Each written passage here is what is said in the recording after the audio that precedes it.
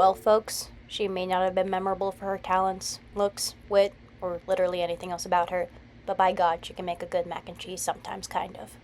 Usually we would pay our respects, but this idiot died before she learned that boneless wings and chicken nuggets were the exact same thing, so we don't give her any sympathy. Let's say good riddance to bad garbage. Dude, what the f***? What happened Do to we, being dead? genuinely have a problem or something? No, Why are you I just dying say over what my they're all own funeral? thinking.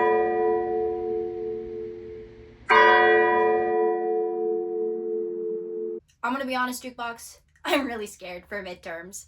It's not even that I'm taking any hard classes or that I'm not studying. I just really don't like taking tests. My body can't tell the difference between being repeatedly kicked in the stomach and taking a test. And so if I genuinely do decide to keel over and die during my JMC 300 midterm, here are the songs that I'd want to be played at my funeral.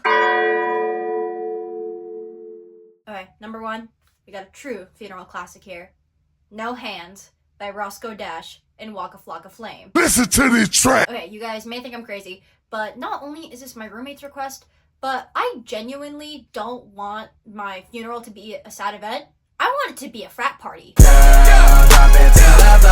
When people cry, I cry. And even if I'm dead, I know that if I hear any kind of sob, I'm gonna join along with them. And so I don't want people even thinking about being upset. I want them on the dance floor. I'm talking open bar, dance floor by my casket, and people shaking absolute ass.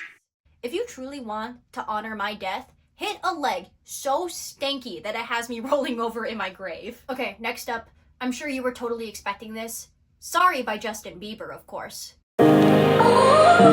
Listen, if I'm truly trying to distract people from not crying at my funeral, I want them to be so kerfunkled and annoyed by the songs that are playing at my funeral that they don't even have a choice but to be absurdly angry. And this song truly will make me start screaming in my grave. I'm totally dead. I'm keeled over in a casket, but if I hear this song, I will start going into fits of rage. Okay, number three, as many of you know, I'm an academic. I like to study and I like to share my knowledge. And so of course I'm gonna do that at my own funeral. So I have number three, McDonald's in the Pentagon by Silly Stu. There's a McDonald's in the Pentagon. I look at the McDonald's in the Pentagon. Yeah, there's not a bunch of spots for lunch, but it's a killer kickback flipping up the dick. Now, if you're like me, most of you probably also didn't know that there is a McDonald's in the Pentagon.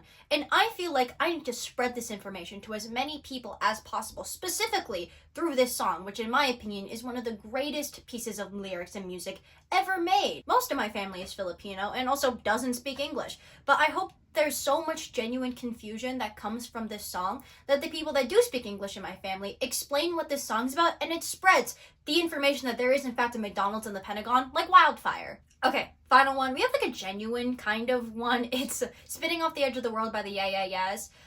It has like the vibe that like most like sad funeral songs have, but at the same time, it's ironic because we have this thing in Filipino culture called novenas, where we pray every day for 30 days when someone dies so that we could safely guide them to heaven with our prayers.